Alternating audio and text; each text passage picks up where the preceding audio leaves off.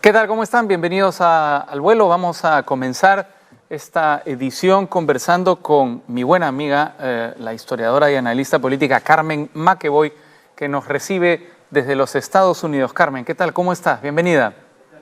Buenos días, bueno, ya casi buenas tardes desde Suani, Tennessee. Un gusto conversar contigo, Raúl. Un gusto como siempre.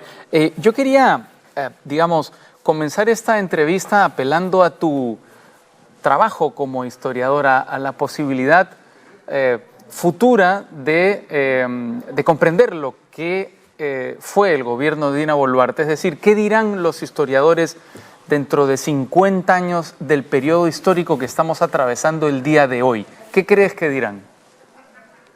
Un periodo muy parecido a otro, ¿no? Esto no es una novedad, lo que pasa es que es el fin probablemente de un ciclo político donde lo que prima pues es la ausencia de legitimidad, eso probablemente es número uno. Lo segundo, un estado demente, vetusto, violento en momentos que se defiende. Y estos administradores, estos nuevos administradores que pretenden hacer creer ante el mundo que todo está muy bien, ¿no? Entonces, el no reconocimiento de la grave crisis política por la que atraviesa el Perú probablemente es otra constante. Y en este libro que hemos escrito con Gabriel Cid es la ficcionalización, ¿no? Nicolás de Piérola, días antes de la caída de Lima, está diciendo que todo está bien, que vamos a triunfar, ¿no? Entonces, esto es un patrón de comportamiento que probablemente en este momento está llegando a los límites de lo que se puede resistir. Ajá. Ahora, ¿con qué época histórica se puede comparar este momento? ¿Con esa, etapa del Perú pre-Guerra del Pacífico que tú también has estudiado justamente en este libro, La Guerra del Pacífico, tu nuevo libro, o con la etapa de este Perú partido por la presencia de numerosos caudillos militares que se enfrentaban unos contra otros, se aliaban circunstancialmente para derrotar al más pequeño? ¿Con qué etapa la asociarías tú? Esto es el colapso de un modelo de Estado, ¿no? Probablemente en ese sentido es parecido a la caída, al asesinato de Balta en el 72, ¿no? Que el ciclo guanero ha terminado, el Estado pues es un Estado que ha sido repartido, seccionado, fragmentado, no da para más. Y que lo que necesita pues es ponerse a tono con los tiempos, ¿no? Entonces yo diría que estamos en un momento de cambio, de transición, a un modelo que espero pueda cubrir las necesidades de la población. Y yo creo que esto es muy especial, no hay comparación porque lo que estamos enfrentando es el cambio climático, estamos enfrentando la recesión, crisis de alimentos, una guerra que no sabemos en Europa si va a escalar, ¿no? Entonces yo creo que este es un momento específico, único, pero al mismo tiempo se puede relacionar con otras transiciones frustradas, fallidas, ¿no? Que no lograron poner al Estado peruano, que es un Estado que cuenta con recursos, esa es la parte más trágica de la historia, no lo pudieron poner al tono de los tiempos que se nos vienen, ¿no? Ajá. Ahora, hay un hecho histórico innegable en la coyuntura que estamos atravesando. Por primera vez en la historia, una mujer es presidenta del Perú. Este hecho en el futuro será relevado de qué manera, es decir, qué tipo de interpretación se le dará a esa circunstancia. Bueno, las paradojas, ¿no? La historia del Perú está llena de paradojas, ¿no? Es una paradoja que Nicolás de Piero, la que tuvo pues una actuación tan terrible durante la Guerra del Pacífico, derrotara a Cáceres y después hiciera de la presidencia. ¿Qué tal paradoja? ¿No? Entonces es una paradoja que una mujer llega, pero una mujer llega porque ha habido pues un presidente golpista, ¿no? Eso también hay que reconocerlo, que ha habido un golpe de Estado, que pueden interpretarlo de diversas maneras, pero que en la fórmula presidencial ella estaba de vicepresidenta, y estaba de vicepresidenta como Christopher Acosta lo ha mostrado en su libro, pues de pura casualidad, Sí. de puro azar, ¿no? Entonces, es el azar actuando en la historia porque no hay un proyecto político que nos vaya guiando, ¿no? Entonces, así como fue una mujer, pudo ser cualquier otra persona, ¿no? No necesariamente el ser mujer la va a dotar a ella de las características que se necesitan para este momento tan dramático. Yo creo que el ser mujer, el ser provinciana, la debería dotar probablemente en las Naciones Unidas de otro tipo de discurso, menos grandioso, menos triunfalista y más bien apelar, ¿no?, a las regiones, a las municipalidades,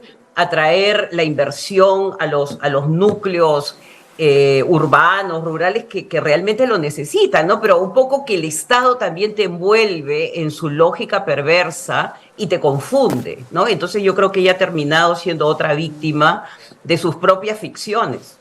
Ahora, Carmen, hay otro elemento que es muy sorprendente dentro de esta etapa que estamos viviendo, y tú lo has mencionado hace un momento, que es que, digamos, Dina Boluarte llega a la vicepresidencia por una fórmula que defendía una serie, digamos, de conceptos, un proyecto político con el que se podía estar o no se podía estar de acuerdo. No quedaba muy claro en el fondo en qué consistía este proyecto político, si tenía ideología, pero ella se presentaba como una, digamos, como una persona de izquierda que apostaba por una revolución social en un país en el que grandes bolsones sociales estaban postergados. Ahora ella representa todo lo contrario. Sus aliados están básicamente en la derecha más conservadora y mercantilista de nuestro país. Te lo pregunto porque, digamos, el transfugismo, que no necesariamente implica cambiar de partido, también es una de las grandes constantes de la política peruana. Absolutamente, absolutamente. Es la sobrevivencia, ¿no? Yo creo que acá hay una política de la sobrevivencia, es una cultura política de lograr sobrevivir.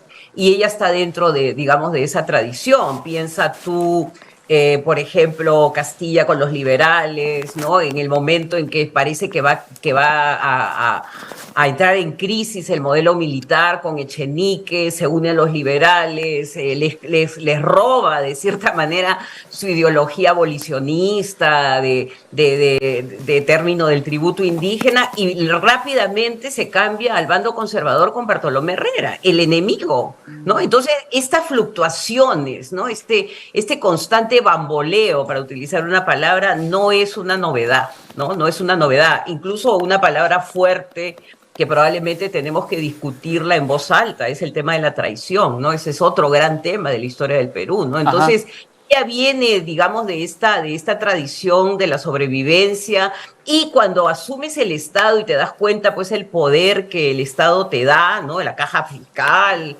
te vas empoderando y te vas creyendo, digamos, tu propia historia, ¿no? Tu propia interpretación de la historia, que en muchos casos difiere de la interpretación de los que estamos viendo este proceso tan difícil y tan trágico, ¿no? Claro, porque es innegable que el poder desconecta con la realidad y, dependiendo de la persona, desconecta más o menos de la realidad. Te lo digo pensando en las imágenes que se han difundido de Dina Boluarte en Nueva York, digamos, durante la Asamblea General de la ONU, poco menos que convirtiendo fotografías al paso, prácticamente selfies con notables, en reuniones de Estado, algo que claramente no se corresponde con la realidad y que está hecho para tratar de generar un impacto, digamos, una especie de impacto de importancia para la presidenta, que cuando uno lo analiza mínimamente descubre que produce el efecto contrario. Bueno, acá hay diferentes temas, ¿no?, que se sobreponen, se superponen, ¿no? El tema fundamental es la improvisación, ¿no? Cuando tú sales afuera y no vienes, pues, de un sistema partidario, no hay un partido político que te está orientando, ¿no? Aparece, pues, cualquier oportunista que le da un papel para que lea, ¿no? Y que diga que somos, pues, un país ya casi perfecto, ¿no? Y que por otro lado, ¿no? Para ser justos, yo pienso que el Perú tiene una personería internacional, una Sí. dignidad del mundo, y yo creo que eso también hay que respetarlo. Entonces yo creo que los que salen, y en ese sentido la Cancillería es la que está detrás digamos, de estas conversaciones, de estas reuniones, sienten esa necesidad, ¿no? Que el Perú como Estado peruano, como república, más allá de quién lo represente, ¿no? Pero por otro lado, yo creo que en ese sentido se le quiere dar al Perú un lustre, que lo tiene, ¿no? Sí. Lo que está viviendo es una crisis política terrible, una crisis económica terrible, pero por otro lado es preferible enfrentar a los que te entrevistan con la verdad, ¿no? Estamos en crisis, somos una democracia que en este momento está luchando, ¿me entiendes? O sea, no puedes irte pues al discurso de grandiosidad, al discurso porque todos los países que están ahí están pasando sus problemas. Sí, O sea, no claro. es que vamos a ir nosotros a decir que somos perfectos en un mundo de perfectos. O sea, escúchate a Bukele o lo que ha pasado con Petro, ¿no? Que se sienta y se van. O sea, yo creo que acá la legitimidad política en general está Pero ahí, cuestionada. Carmen, hay algo que yo creo que representa nítidamente la anormalidad de la situación que atraviesa nuestro país. Estamos ante una presidenta que no sabe responder a las preguntas de una periodista que fue correctísima, que le hizo las preguntas que todo el mundo quería hacerle y que se referían directamente a algo que acababa de hacer la presidenta. La presidenta siente que ese solo hecho, que ese hecho que es natural en la política de cualquier lugar del mundo, es agresivo, es algo fuera de lugar, es algo que no puede manejar. A eso me refiero, pues justamente cuando tienes pánico de afrontar la realidad, ¿no? Porque tu realidad pues viene de una crisis permanente que ya sabemos se arrastra desde lo que ocurrió a partir de enero, ¿no? Incluso antes. Entonces, no hay una profesión política, ¿no? Acá no hay un profesionalismo político, no hay entrenamiento en la política. Viene cualquiera y sale al mundo y trata pues de capear negando. Yo creo que otro elemento importantísimo de nuestra cultura política es el negacionismo, ¿no? No aceptar la realidad. Tú contestas educadamente y dices que sí, que ha habido una crisis, pero no dices pues los asuntos del Perú, yo los voy a discutir en el Perú. El Perú está ahí, en Nueva York, en ese Sí, momento. Ella es el Perú. sí. Ella representa el Estado peruano. Entonces, como Estado peruano itinerante, como Estado peruano virtual, ¿no? Que se le ha dado, digamos, hasta Eso. incluso este privilegio, Sí. ella ha debido lidiar con la situación, con la verdad. Estamos en crisis, hay un problema de legitimidad, estamos tratando nuestros equipos de hacer lo mejor posible. Y acá ya viene probablemente el apoyo de Cancillería para las preguntas difíciles, ¿no? Porque Sí. solamente no vas a esperar que los periodistas pues te van a hablar de lo maravilloso. Sí, sabemos que nuestro país es fuerte, es poderoso, tiene recursos, pero vienen las preguntas del otro lado, que no las sabe responder y incluso se molesta Sí. con las preguntas, ¿no? Pero eso da la imagen de una presidenta profundamente aislada, de una presidenta que está tan abocada a su supervivencia que no tiene tiempo para pensar en otras cosas y probablemente no tenga tiempo para lo que conocemos como gobernar. Exacto, que es administrar el Estado peruano, Exactamente. representarlo, pero al mismo tiempo preocuparse de que estamos a punto de enfrentar un cambio climático que no sabemos cómo nos va a golpear, ¿no? Entonces, yo creo que el realismo viene pues de quien se siente seguro, ¿no? Ujú. De quien se siente seguro de que su administración va a ir un poco pasando por todos estos escollos, pero también hay algo que habría que también subrayar. Debe ser difícil gobernar si en cada momento te están diciendo Dina asesina, ¿no? Ajá. Entonces creo que se necesita pues una mente muy poderosa, una mente muy convencida para no quebrarse psicológicamente, ¿no? Entonces, tratando de ver su caso particular, está sitiada, como estuvo sitiado Castillo, como Ujú. estuvo sitiado PPK, como han estado sitiados todos los presidentes. Mm. ¿No? Entonces los presidentes comienzan a cometer errores porque su legitimidad, como comencé, digamos, mi comentario, es sumamente frágil, ¿no? Y esa Ajá. ausencia de legitimidad que es la que tenemos que resolver para la presidencia de la República del Perú. Nosotros lo que tenemos que fortalecer es esa institución justamente para que lidere y nos represente ante el mundo con la dignidad que el Perú merece. Nosotros tenemos dos intervenciones de la presidenta Dina Boluarte a lo largo de esta semana en la ONU, específicamente en el momento en el que hizo su alocución ante la Asamblea General. Vamos a escuchar la primera sobre las mujeres, a ver qué te parece.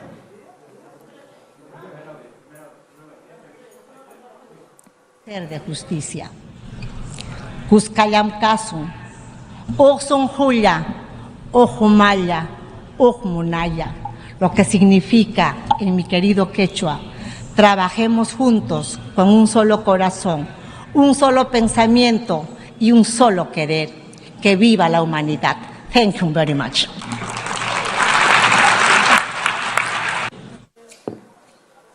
Muy bien, esas eran declaraciones en quechua ofrecidas por Dina Boluarte ante la Asamblea General de las Naciones Unidas. Ella es una quechua hablante, empleó durante la campaña mucho el quechua. ¿Qué tanto se ha distanciado de esas raíces, Carmen? Bueno, no he podido escuchar, no he podido el sonido, el audio no me llegó. Bueno, está pues, lo que pasa es que el aislamiento ya se circunscribe a estar en Palacio de Gobierno, ¿no? Ella no es la primera ni la última, probablemente todo lo que ha ocurrido que no ha sido resuelto, tenemos 50 muertos, no se han dado explicaciones del caso, se está tratando un poco de empujar hacia adelante la solución.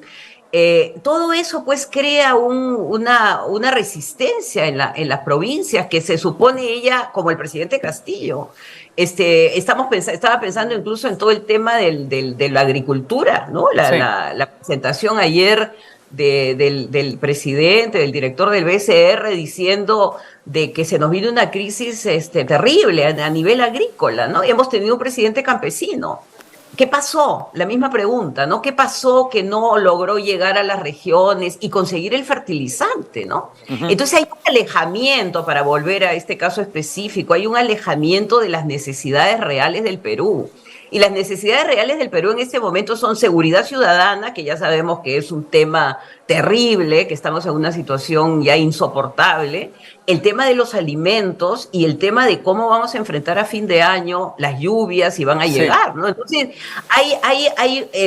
y volviendo, digamos, a una de las ideas que estábamos conversando, ¿no? El tema de la sobrevivencia personal te aleja de tu liderazgo nacional. Sí. Y de que tu rol es de cuidar a esa comunidad de peruanos que en algún momento eligieron tu fórmula, porque ella pues fue elegida democráticamente, aunque no nos guste, ella fue elegida. Ahora, dentro de su presentación ante la ONU, dijo una frase que te la voy a leer. Señor presidente, el Perú es un país respetuoso de la democracia, del Estado de Derecho.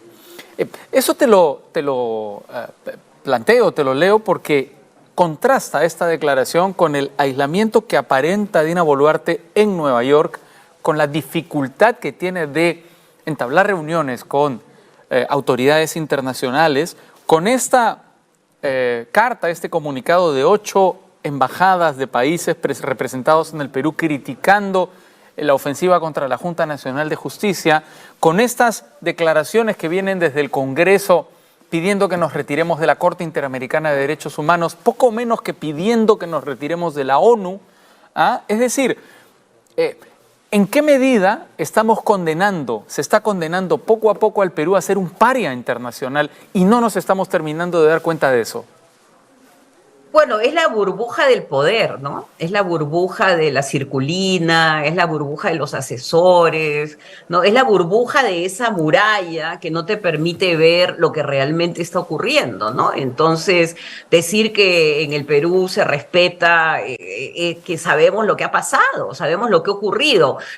También podemos argumentar de que fue un embate que nadie esperaba, ¿no? Y que tenemos pues unas fuerzas policiales que no están equipadas, ¿no? Que no tienen la capacidad de resistir de una manera civilizada, sino que justamente lo que ejercen es una violencia que es la que nos ha dejado a todos impresionados. Entonces, ella no es capaz de ver esta gama de grises, ¿no? Esta gama de grises y las dificultades que ha tenido el Perú de ir consolidando su sistema democrático, que lo tenemos. Yo no creo de que el Perú no sea un país democrático, pero está como con el límite, ¿no? Está en el límite de que en cualquier momento podemos entrar pues ahora con la militarización de algunos distritos, ¿no? No sabemos el camino que vamos a tomar, ¿no? Entonces, puede decir que la democracia en el Perú pues está pasando por un momento crítico, ¿no? Que en ciertas situaciones el Estado se ve obligado. Hay formas de lidiar con una situación sin decir que somos completamente, y volvemos a lo mismo, ¿no?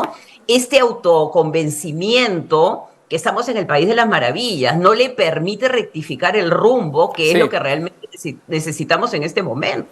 Ahora, frente a esta situación trágica, esta situación tan compleja, limítrofe de nuestro país, hay un silencio, el silencio de las fuerzas republicanas. ¿Dónde están esas fuerzas? ¿Por qué no están más activas? ¿Por qué no se pronuncian asumiendo el papel de liderazgo que les ha correspondido y les debería corresponder en este momento? Bueno, yo en mi última columna del Comercio apelo, ¿no?, a esto que González Vigil dice, el poder de las asociaciones, ¿no? Asociarse, ¿no? Para esta primera generación de republicanos, la república era la sociedad de sociedades, ¿no? Entonces, bueno, pues comenzar a asociarnos en los barrios, en las profesiones, ¿no? Y comenzar nosotros a ir construyendo este proyecto de país que todos queremos que nuestros hijos, nuestros nietos puedan disfrutar, ¿no? Entonces yo creo que la sociedad republicana o los republicanos o la ciudadanía tiene que comenzar a trabajar en el largo plazo, ¿no? Porque el tema del Perú, y esto también lo dije en algún momento, es que la movilización se produce solamente en momentos de crisis o solamente en momentos de elecciones. Y el trabajo por el Perú tiene que ser constante y persistente a través del tiempo, ¿no? Entonces yo creo que ahí todos, y hay muchísimo, estaba justamente yo relevando esta preservación de las lomas, ¿no? Esta recuperación de los amancaes, como la Flor de Lima, por una asociación civil, ¿no? Entonces, existen estas iniciativas que están ahí escondidas, nadie las visibiliza, y probablemente lo que tenemos que hacer es comenzar a unirnos y a visibilizar lo que hace una ciudadanía que está sin liderazgo, Ajá. ¿no?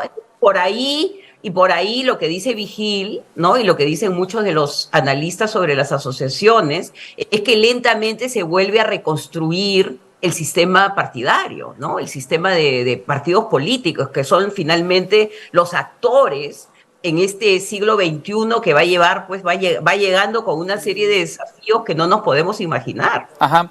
Ahora, lo que ha ocurrido en la actualidad es que esas asociaciones, digamos, esta fuerza republicana que tú has descrito también, se ha visto reemplazada por instituciones de otra naturaleza, que son las mafias que tienen representación en la clase política, que están presentes en el Congreso, mafias que defienden derechos individuales, particulares, mínimos ante el bien común y que están imponiendo sus agendas particulares, digamos, contraviniendo abiertamente lo que sería bueno para el país.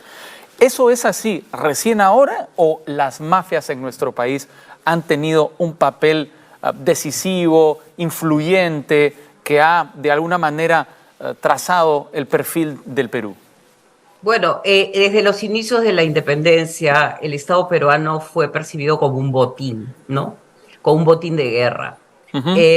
Un botín que se van a disputar gran colombianos, chilenos, rioplatenses, de pueblos caudillos, ¿no? Entonces, nuestro sello de fábrica, para decirle, denominarlo de alguna manera, es el reparto del botín estatal, ¿no? Y la preventa que viene con el botín.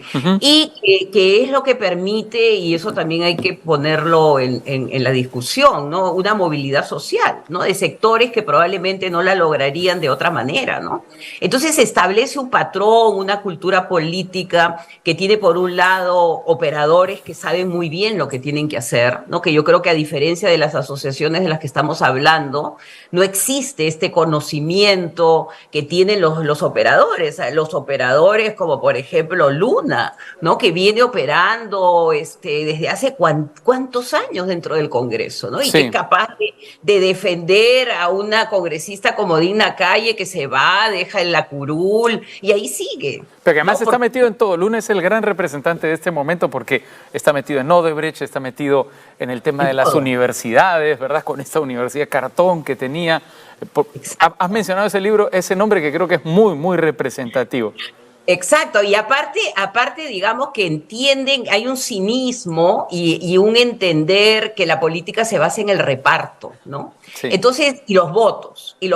Entonces, por el otro lado están estas asociaciones que están haciendo su trabajo, pero que no saben operar en esa arena, ¿no? Entonces hay que cambiar las reglas de juego. Ujú. Y esas reglas de juego, como tú muy bien lo has dicho en un par de oportunidades, son el bienestar general, no el bienestar de mi universidad, de mi mina ilegal, que son básicamente los que han tomado por asalto el Congreso de la República. Entonces, el bien particular ha sustituido al bienestar general en un momento tan difícil que es el que estamos enfrentando, no solamente a nivel de Perú, sino a nivel planetario. Sí, una pregunta final, Carmen, además, por supuesto, de tus clases. Tú eres una persona que está permanentemente en el debate nacional con tus columnas, pero también con tus libros, como La Guerra del Pacífico, que presentaste en la Feria del Libro de Lima, y también en tu programa Mesa Compartida, que haces con César Azabache. Cuéntame un poco cómo están esos proyectos, cómo ha caminado el libro y qué otros libros tienes, porque además eres una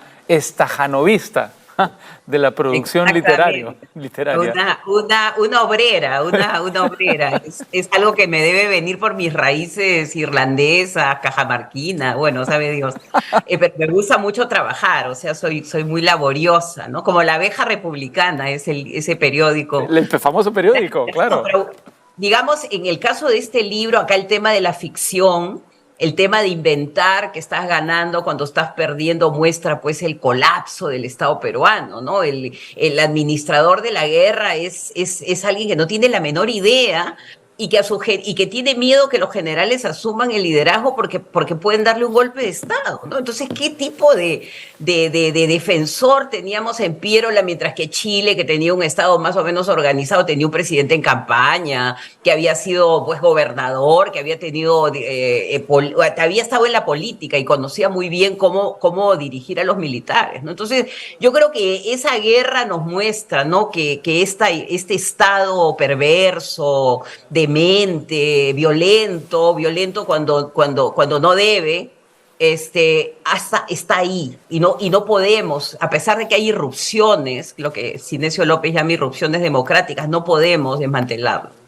Y por el otro lado, con César, con esta mesa compartida, lo que buscamos justamente es eso, iluminar momentos importantes de nuestra historia para poder a partir de esos momentos encontrar ciertas claves que nos permitan, ojalá, cambiar este modelo, ¿no? Y crear el Estado que va a servir a la ciudadanía y que fue el anhelo de muchos de los primeros republicanos, como Sánchez Carrión, como el Mulato Valdés, como Unanue, muchos de ellos provincianos, ¿no? Entonces esa idea, esa vieja idea del bienestar general y la felicidad, probablemente es algo que tenemos que poner en la mesa y empezar a discutir cómo concretamos esa felicidad en educación pública, salud pública, vivienda digna, ¿no? Cuando el Estado peruano cuenta con los recursos para poderlo llevar a cabo, ¿no? Entonces, en ese sentido, Mesa Compartida es un intento de una asociación, de un abogado y una historiadora tratando de ver ciertas salidas a la crisis tan dramática que estamos viviendo.